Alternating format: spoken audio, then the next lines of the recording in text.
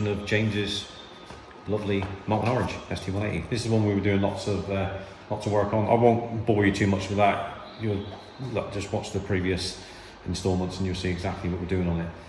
So we've bled all the brakes now, Timmy. Yep. That's all done. Bled the clutch. That's all done. We'll take the wheels off. We've got to take the wheels off again briefly, but just to check things. But we've rechecked the camber because we've got the adjustable camber box on it, the Powerflex ones. Touched in the brake calipers, didn't you? Yep. That's all done. We've already talked about the Silex exhaust. It's got to be just jigged around a bit to get it to sit correctly through the centre, but Julian's going to sort that out and then put a trim around it. We talked about the rear brakes, it's all done with the ST170 upgrade under the bonnet, Timmy. So we just started putting things back together. I mean, all the hoses have got to be cleaned up, there's no point in doing that till last. So what we've done is, look, so the crosswheel pipe's on now, beautifully wrapped by my wife Laura, and then you've made a heat shield there, look, because this didn't have, because he's got the AirTech, I think it's AirTech, well we use AirTech, we just say AirTech, R-Sport, whatever, tubular manifold. There was no heat management at all, believe it or not. So what we've done now is, once we've got it here, we've done that heat management to the best we can. So obviously this is all gold wrapped on the underside of the scuttle, which is, again, Laura's done that. She's going to be wrapping the top part today and put the strut brace back on. The Meth's all installed. We've checked all that yesterday. We're setting all that up.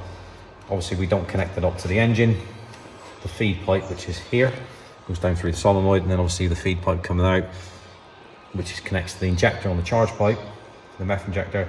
That's obviously disconnected and then down into a container. So what we do is we run deionized water, or distilled water, whatever you want to call it, in the tank. We set the controller up, because this one's a pre-pressurization controller, the cooling mist one. So as soon as you can enable it or disable it, so you've got to set the controller up. As soon as you turn on the ignition, it will pre-pressurize, which means that it will pressurize it to the nozzle, to the solenoid, ready, so there's no air in the system, ready for injecting straight away. Yeah, so the pre-pressurization is really good, because you know that it's just doing it automatically, and it's instant. Especially when you're going, there's no hesitation or delay in injection side of it. All right, so it just primes it ready, that's all. So that's all. Well, we were happy with it, Timmy, so yeah. What we got to do now is just connect it back up to the, we haven't actually, we've got to pump the rest of the water out of the tank.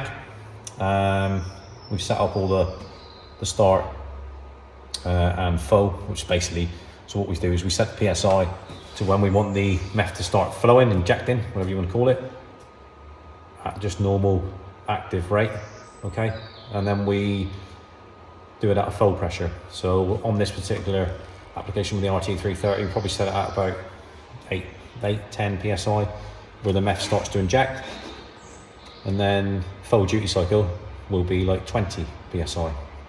Now, if obviously the boost pressure on RT330 is, 28 pound a boost, when it gets to 20, it doesn't mean that it stops injecting. What it means is that it's at its full maximum spray capacity at 20 PSI, full duty cycle.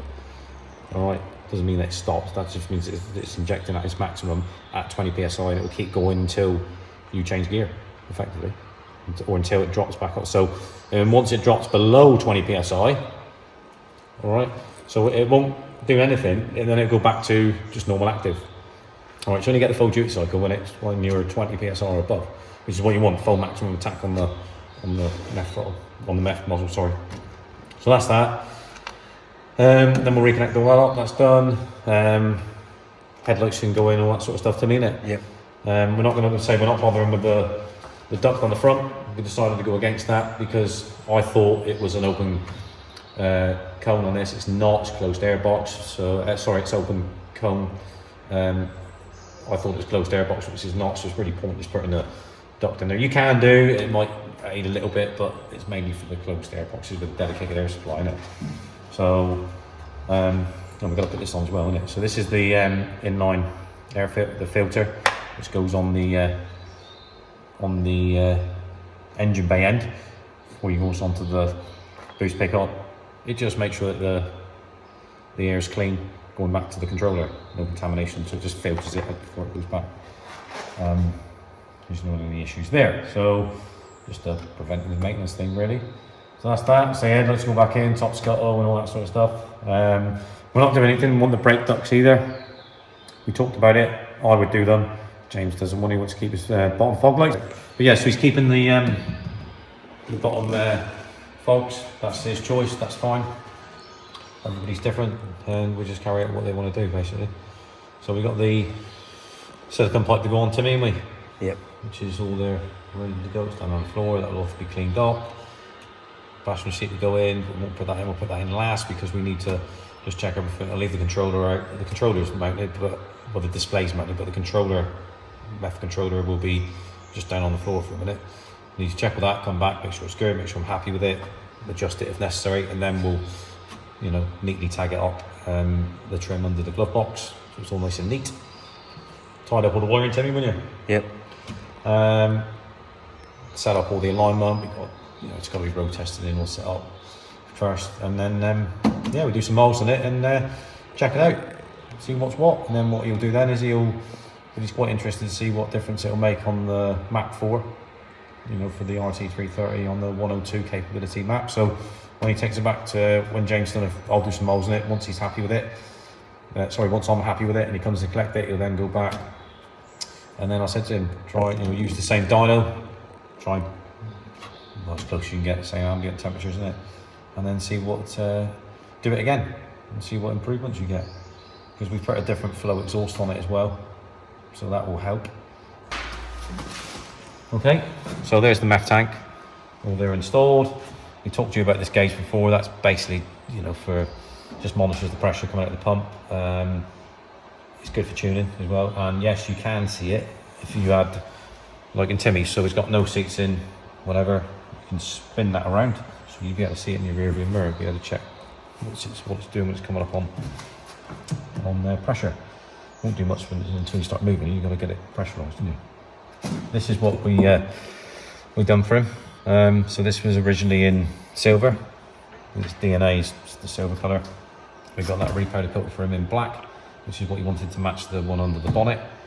And then obviously we had to do the normal trimming around with this, and then cut that little there, that, so we can slide that out, still get access to underneath. So we're getting there slowly. The rear diffuser, James is going to be sending that back because he's getting that, you know, the cutout which is normally there for the rear exit. He's having that filled in, body shop, and then repainted, send that back to me, so it'll be blank right off because we've got the side exit. So he's just, in his eyes, it just looks a bit odd having the rear exit cut out when it ain't there in the first place. So yeah, that's it. Bit of tidying up to do, and then we're going to have some fun with road tests. Is that right, Timmy? Yeah. Oh yeah, the cooler work shifter. So we've sort of like, that's all been set up. All the gears are there, reverse. We sort of like checked it. Not had it running yet. So the other thing we've got to do is we'll put some Evans prep fluid in it because it's going to be running, because we've done the radiator in it and the hoses are going to be running Evans waterless coolant. So we'll put the prep fluid in it, run it up, drain that out, put the waterless coolant in it, and then we, like I say, we can, when we run it up, we can test we'll jack it up, and then we can test all the gears, make sure we've got all the gears in the right place, and then test it out on the road. Might need some finer adjustments when we come back. It's just easy for Timmy, he'll just nip off, he'll just whip that little trim off, and then if any adjustments need to be done, which I'll be surprised if we don't, because you always need to make little final adjustments on shifters. It's similar to the Ultra shifter, but just using the existing cables. So yeah, we're getting there, as they say. So there'll probably be one more instalment to finish up on this one, but we quite enjoyed this one, Timmy. It's been good, isn't it? Yeah. Been a few alterations along the way, but it'll be interesting to see what it behaves like. You know, it's got the Bilstein coilover suspension, it's got we put some negative camber on the front, it's got the wider wheels, it's got the, you know, the slightly bigger brakes on the rear, disc wise that is, not pads, they're the same, calipers the same, it's just disc size. And then, well, we know what the Meth does on RT330, you know, that's, you know, we know about that anyway, but it'd be interesting to see what it drives like with the shifter. Yeah, so to be continued. Right, guys and girls, the saga continues with James's. So with the side exit, we took the rear diffuser trim off, as you can see, I've got it in my hand. Sent that back to James who owns the car, and he got it sorted out with the cutout, which is normally there, and got that stuff filled in really, because obviously he's got a side exit. He didn't want the original rear exit cut out there, which makes sense really, if you plan on keeping it side exit. Yeah, so we've just literally took it out. It's got a big blemish on it. It needs to be compounded. You know, look, it was just out of protectant on it. We've just took it out the bubble wrap and just give it a little wipe off, and yeah, so we've got to do some give it a bit of a polish up. But yes, we're just going to crack on and get that fitted. That'll be another part of the puzzle done, and then yeah, we'll crack on from there. So see you in a moment. Right, so Timmy-tastic 1 now, viewers. Timmy-tastic 2 is locking up. Timmy-tastic 1 is arrived. Here we are. Yep. Man behind the camera or the phone. Okay. So we've put it at this level up just so you can. We fitted the rear diffuser now that James sent back to us, and then you can. This is where it's like clocked off. Let's see. So that's where you normally have your rear exit coming out of. That's all been blanked off and painted. Like I said, we still gotta. It's got to be like buffed and compounded and whatever. But yeah, I mean that's something which James had done. We didn't do that. So yeah, that's it for the last little bit. I mean everything's done inside now. So if you walk around here, so we'll come around to the passenger side. So as you can see, so Timmy's put all the interior back in. Yeah, just give it a little bit of a spruce up. As you see, the cooler works nice. It's all locked in reverse at the moment because we obviously reversed it back on the ramp. But yeah, it's all looking nice. We'll show you in the back in a second. But yeah, because I think, like I say, last time I think it was all the wiring was showing and everything, wasn't it? Yeah, it's one of the first times people would have seen it. Yeah, so you see the cooler. The interior all now back in the car. So, yeah, so you can see obviously the cooler mist controller. All the wiring's been like nicely reeled up and tucked away and in behind all that sort of stuff. The controller now, because obviously that's just a display. Controller's under there. Everything's all neat and tidy, innit? So well, yeah, I mean that's as we said why it takes so long, because you know you want the install to look as early as possible, and it does. You know, you wouldn't know that it's installed in there, but that's right. No, apart from obviously what's on the dashboard. But yeah, look, really good job, guys. You know, one of the first times I've seen it all back in as it is, and yeah, it's nice. Really good install. Well, we got it probably on Thursday, so over the week, because obviously the car's being collected next week. So we're going to, me and you are going to go out and do some tearing around in it to do some videos in it. That'll be like the finish up. Yeah, that's right. Get some good flyby shots. See if we can get some flames out the side exit, which I'm sure we'll be able to do with the methanol. Yeah, so that's all to come. Yeah, so we're in the back now, Timmy. Look. So we talked about this before. So you got your interior strut brace, which is quite cool. It's all been powder lovely. Well, it was silver, wasn't it? Because it's DNA, and then we powder coated it black. We'll see if it shows us before where we chopped that, so you can still get access to the bits underneath. Yep. That's the meth tank. You've got the gauge, which obviously monitors the pressure coming out of the pump. As we talked about before, you could spin that around to there. If you didn't have any interior like yours, you can look in the rearview mirror and see what the pump pressure is doing. But yeah, there we are. So these have been powder coated as well, the straps, which looks pretty cool.